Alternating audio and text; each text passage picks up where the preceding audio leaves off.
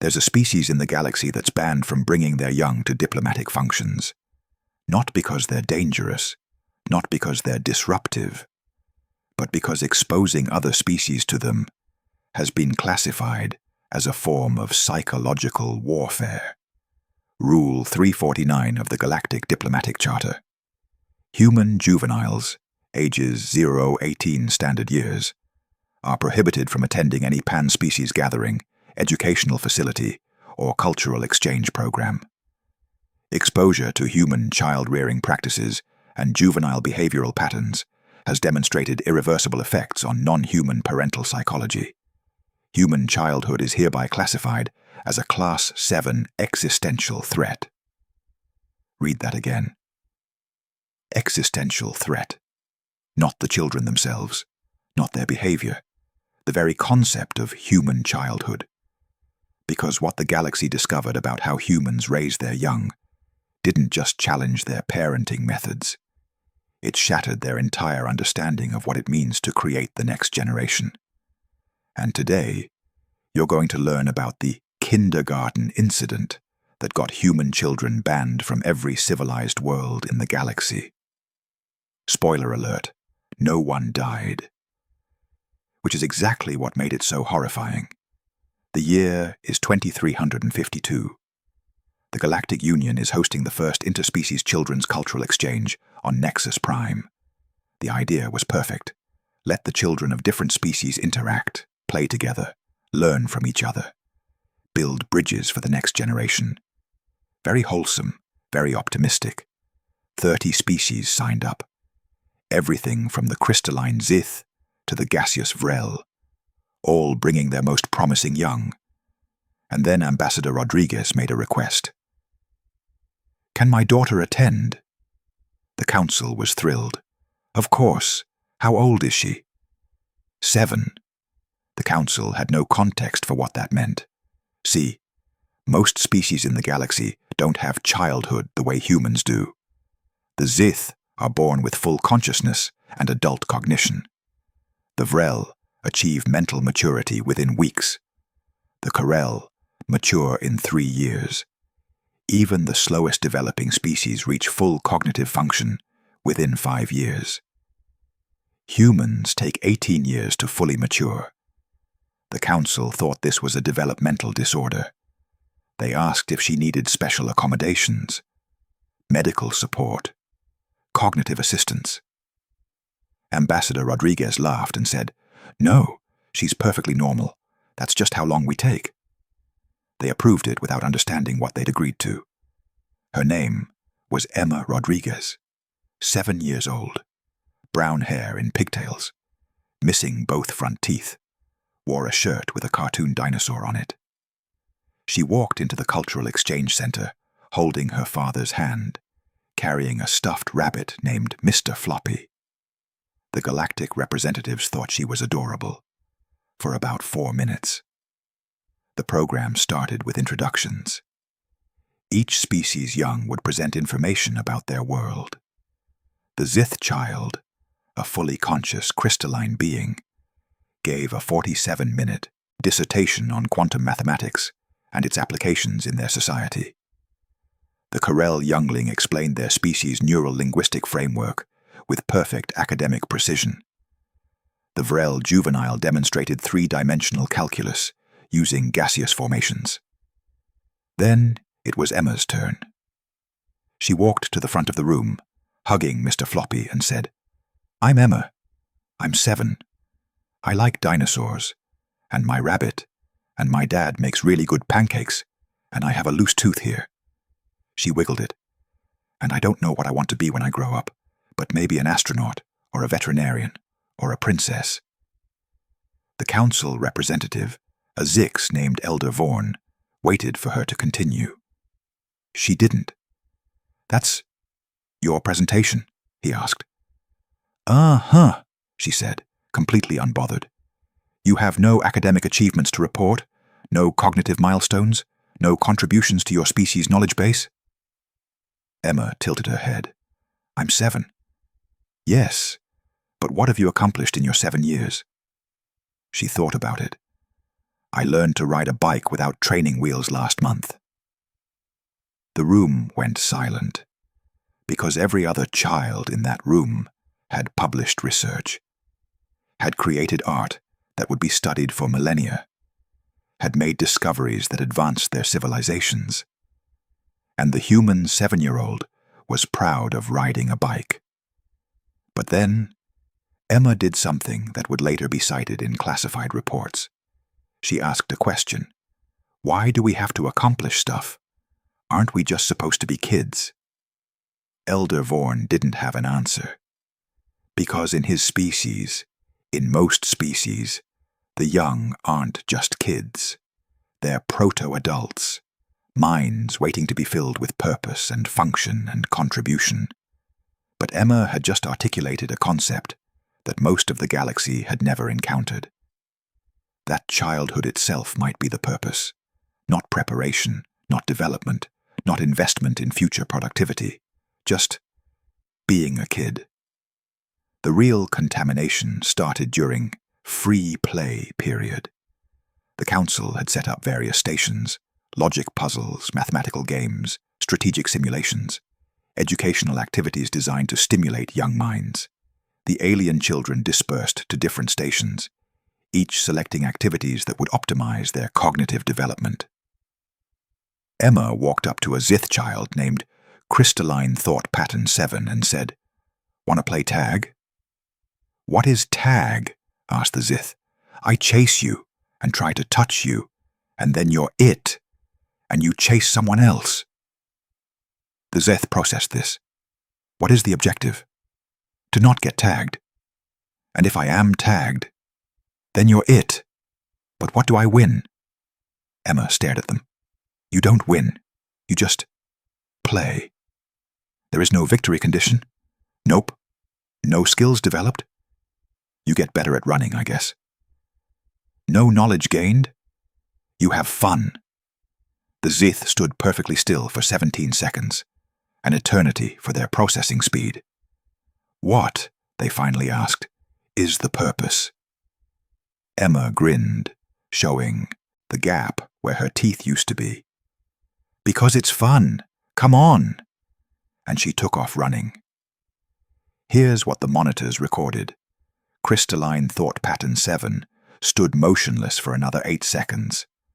Then, for reasons that would baffle Zith psychologists for decades, they ran after her.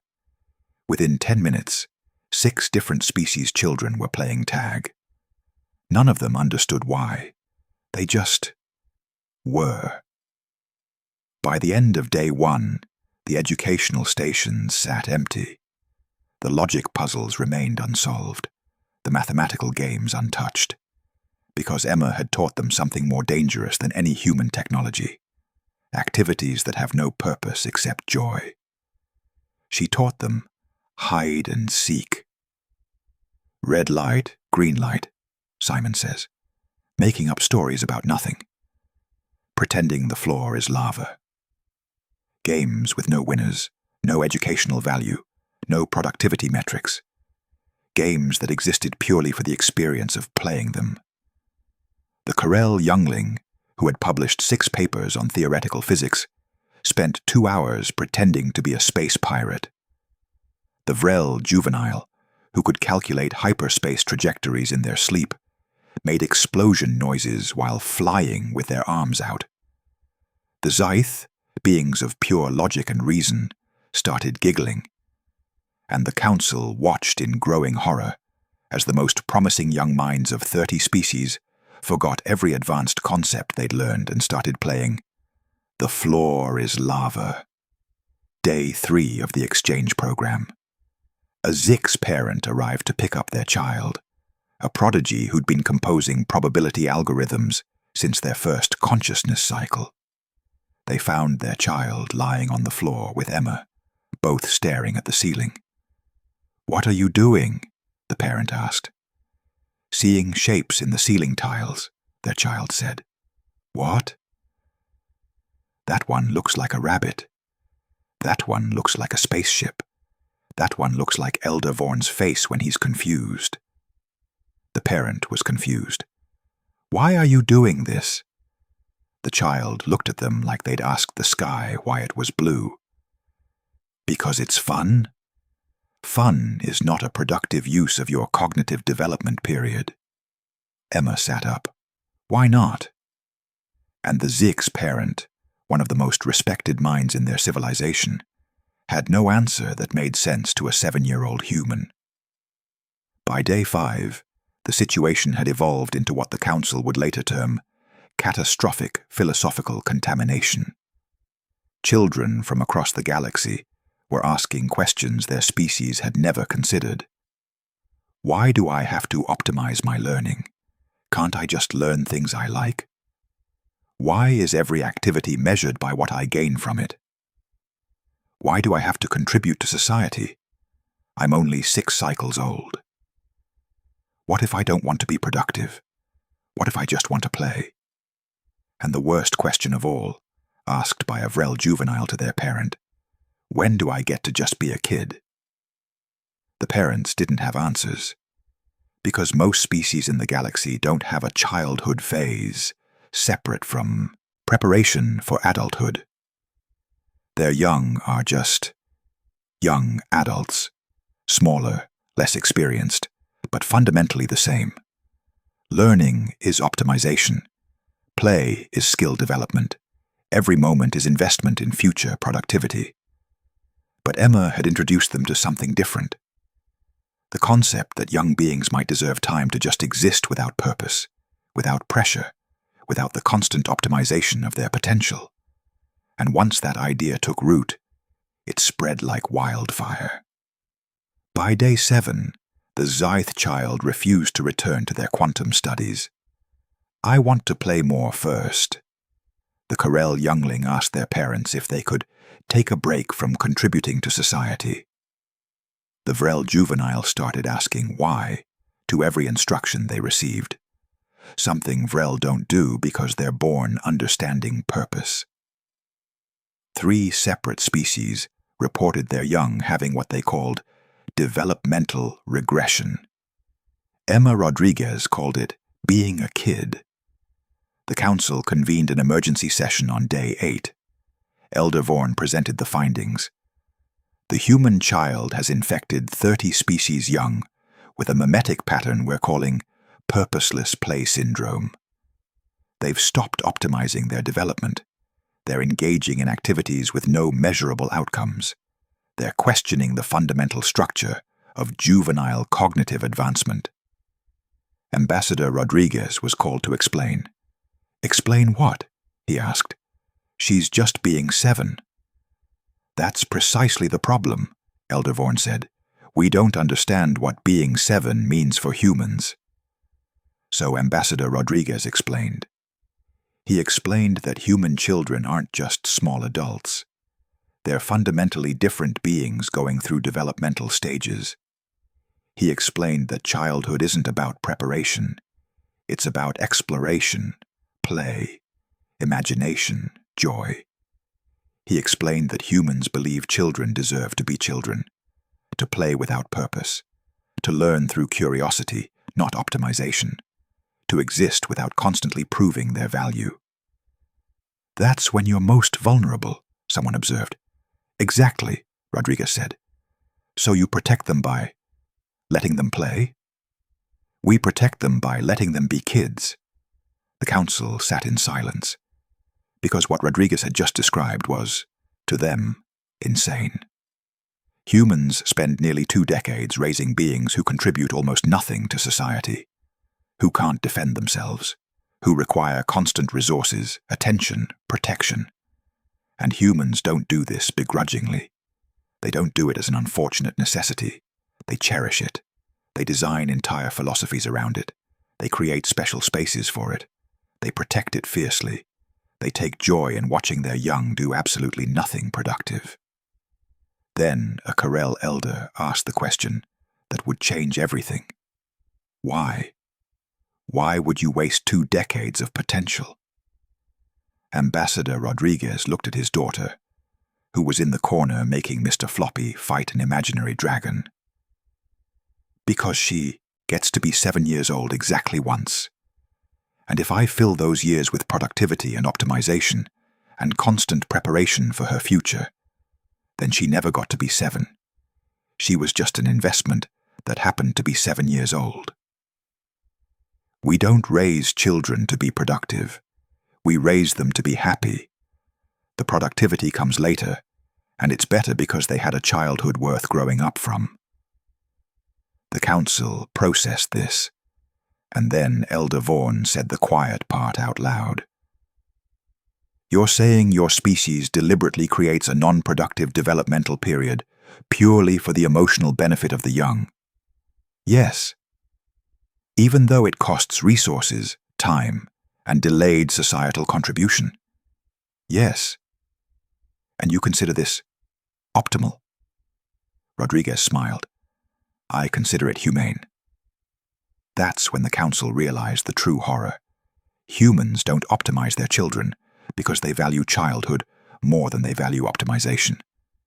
And if that philosophy spread, if species across the galaxy started believing that their young deserved time instead of purpose, productivity would plummet, contributions would decrease.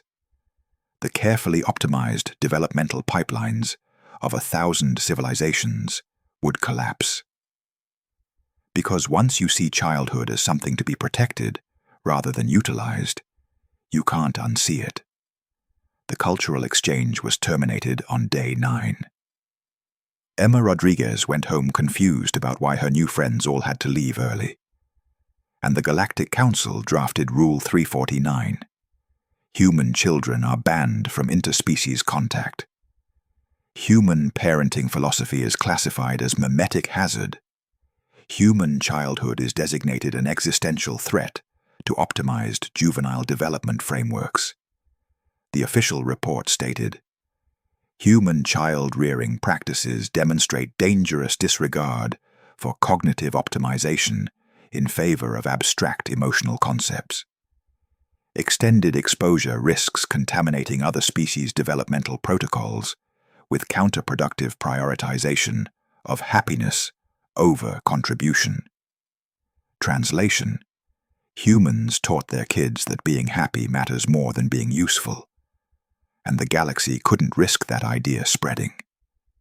But here's what happened next. Crystalline Thought Pattern 7 returned to their homeworld and asked their parents if they could just play sometimes. The Corel youngling refused to publish any more papers until they'd had more time to be young. The Vrel juvenile started teaching other young Vrel to make shapes in the clouds, even though Vrel don't have a word for that concept. Across 30 civilizations, parents started receiving questions they'd never considered. Do I have to be productive? Can I do things just because they make me happy? When do I get to just be a kid? And some parents, not many, but some, started questioning whether their civilization's approach was actually optimal. Maybe maximizing every moment of development wasn't the only way. Maybe there was value in letting the young just be young. The Galactic Childhood Development Institute conducted studies. They found that species which had even minimal exposure to human childhood concepts showed decreased juvenile productivity, but increased adult creativity, emotional stability, and unconventional problem-solving. The children who'd wasted time playing Emma's games, they grew up to be innovators, artists, thinkers who approached problems from angles their optimized peers never considered. Because they'd learned something most of the galaxy never taught their young, that existence itself has value, even without productivity. And that's why Rule 349 stays in effect. Not because human children are dangerous, but because the idea that children deserve to be children, that the young should experience joy before responsibility, play before productivity, happiness before optimization, that idea is revolutionary. It suggests that maybe, just maybe, raising the next generation isn't about maximizing their potential. It's about letting them discover what their potential even is. But I need to tell you the part that keeps me up at night. The part that makes me wonder if the council was right. Because here's the question nobody wants to ask. What if human childhood is just inefficient? What if we're not protecting something precious? We're just accepting weakness. Think about it. While human 7-year-olds are playing tag, Zith 7 cycles old are advancing quantum physics. While human teenagers are figuring out who they are, Corel adolescents are leading research teams. We spend 2 decades raising beings who contribute almost nothing, who are vulnerable, dependent, resource-intensive. And we call this humane. But what if it's just slow? What if the galaxy's right? What if optimizing childhood is better? What if teaching children that every moment must have purpose creates stronger, more capable adults? What if we're just romanticizing inefficiency and calling it love? I don't have an answer. Emma Rodriguez is 19 now. She's studying xenobiology. She's brilliant, creative, empathetic, everything her childhood of wasted play might have cultivated. But would she be more brilliant if her childhood had been optimized? Would she have contributed more to humanity if we'd filled her youth with purpose instead of play? We'll never know, because we chose to let her be 7 when she was 7. And maybe that was the right choice. Or maybe the galaxy's ban on human children isn't protection from our philosophy. Maybe it's protection from our mistake. Rule 349 says, human children are contraband because our approach to childhood is too dangerous to expose other species to. But here's what I believe. The galaxy banned us because we reminded them of something they'd engineered out of their civilizations. That children aren't investments. They're not projects. They're not optimization problems. They're children. And they deserve to have a childhood. Messy, unproductive, purposeless, joyful childhood. Before we ask them to be anything else. Maybe that makes us inefficient. Maybe it makes us weak. Maybe it makes us slow. But it also makes us human. And apparently, that's dangerous enough to ban across 10,000 worlds. If you grew up playing games with no purpose, if you wasted time doing nothing, if someone let you be a kid when you were a kid, share this video. Tag your parents. Thank them for letting you be unproductive. And if you have kids, or work with kids, or know kids, remember that the galaxy thinks protecting childhood is a threat. Wear that like a badge of honor. Subscribe for more stories about why humanity's flaws terrify the universe. And remember, you were a kid once. I hope someone let you play tag.